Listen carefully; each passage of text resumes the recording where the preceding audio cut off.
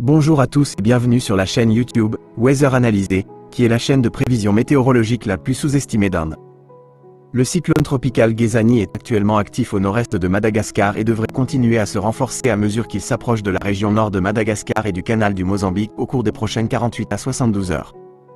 Les suivis en temps réel situent Ghezani près de la bande de latitude de la Réunion et de Maurice, au nord de ces îles, se déplaçant généralement vers l'ouest-sud-ouest. Les prévisions d'ensemble mondiales et les bulletins opérationnels montrent un signal clair d'un creusement supplémentaire avant et après son passage près de Madagascar, ce qui fait de l'intensification continue le résultat à court terme le plus probable. D'un point de vue environnemental, les conditions sont favorables à un renforcement supplémentaire car les températures de surface de la mer sous Ghezani sont supérieures au seuil saisonnier et le contenu thermique de l'océan dans le nord du canal du Mozambique est propice à l'intensification. De plus, les modèles opérationnels et les guides sous-saisonniers indiquent des zones de cisaillement vertical du vent réduit le long de la trajectoire projetée. Ces ingrédients permettent d'envisager un scénario réaliste sur 48 à 72 heures dans lequel Ghezani atteint une force de cyclone tropical soutenu, environ 130 à 140 km/h selon Météo France La Réunion, soit l'équivalent d'un ouragan de catégorie 1. Plusieurs membres des modèles d'ensemble suggèrent même qu'il pourrait atteindre des niveaux de cyclone intense.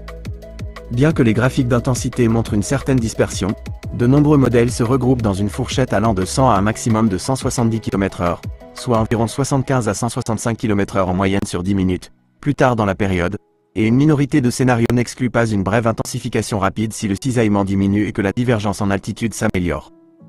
La trajectoire pour les 2 à 3 prochains jours est modérément bien définie, la plupart des modèles déterministes et d'ensemble emmenant Ghezani vers l'ouest, l'amenant à proximité ou à travers le nord de Madagascar, puis dans le canal du Mozambique où l'influence de la crête subtropicale force généralement un mouvement vers l'ouest ou l'ouest-sud-ouest.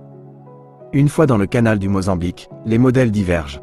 Un groupe important maintient le système sur une trajectoire ouest-sud-ouest vers la côte centrale au nord du Mozambique, certains montrant une forte réintensification à cet endroit, tandis que d'autres prévoient une courbe plus vers le pôle et un affaiblissement sur des eaux plus froides ou sous un cisaillement plus élevé. Pour Madagascar, cela signifie une forte probabilité de pluies intenses et de vents destructeurs le long de la côte nord durant les prochaines 48 heures.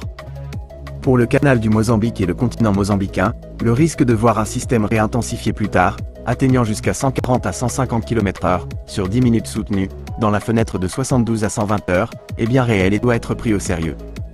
Concernant les éléments à surveiller en temps réel, il faudra être attentif aux données des diffusiomètres ou ASCAT ainsi qu'aux boucles satellites infrarouges ou visibles pour repérer un noyau interne symétrique et en contraction. Il faudra également surveiller les tendances à court terme du cisaillement en haute altitude et les signes d'une meilleure divergence, car ces facteurs détermineront si le système subira un renforcement soutenu ou seulement des fluctuations modestes. Enfin, une convergence des modèles d'ensemble sur une trajectoire ouest-sud-ouest à travers le canal du Mozambique augmenterait la probabilité d'un atterrissage significatif au Mozambique. Les bulletins officiels du CMRS de la Réunion, Météo France, du JTWC et des services nationaux de Madagascar ou du Mozambique doivent impérativement être suivis pour les alertes, d'autant que le GDACS et les trackers opérationnels signalent déjà un potentiel d'impact élevé. Par conséquent, Ghezani devrait s'intensifier davantage au cours des 48 à 72 prochaines heures, atteindre au moins le stade de cyclone tropical mature et, selon les changements à court terme du cisaillement ou de la divergence, pourrait se renforcer à nouveau dans le canal du Mozambique pour atteindre des niveaux sévères dans certaines simulations. Le nord de Madagascar fait face aux impacts les plus immédiats, tandis que le canal du Mozambique et la côte mozambicaine doivent considérer la période suivante comme à haut risque et se préparer en conséquence. Ces résultats sont soutenus par l'accord entre les modèles opérationnels et d'ensemble, mais restent conditionnés par des facteurs environnementaux évoluant rapidement. Pour des mises à jour plus détaillées, veuillez suivre les pages et les bulletins des agences météorologiques officielles. Et pour obtenir des mises à jour rapides comme celle-ci, restez connectés avec nous. Abonnez-vous à notre chaîne afin de recevoir régulièrement ces nouvelles informations. Merci à tous d'avoir regardé cette vidéo. Restez vigilants, restez en sécurité et restez informés avec nous.